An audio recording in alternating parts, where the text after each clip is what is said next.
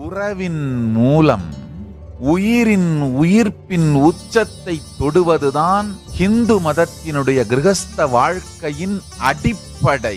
திருமணம் நடக்கும் பொழுதே ஞானத்தை, பரமசிவ ஞானத்தை இருவரும் முழுமையாக இணைந்து அனுபவிப்பீர்களாக, அந்த குறிக்கோளை அடைவீர்களாக என்றுதான் ஆசியே வழங்கப்படுகின்றது. மனித இனமே விழித்துக்கொள்.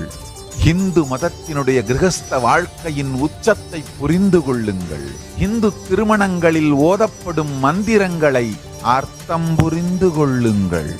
உயிர் உறவு நம்ம எல்லா கிராமத்திலையும் நீங்க போய் தேடுனீங்கன்னா கட்டாயம் கிடைக்கும். எங்க பாட்டி இறந்து போச்சு, தாத்தா 10 நிமிஷத்துல அப்படியே சாஞ்சாறு திணையில இறந்து போயிட்டாரு.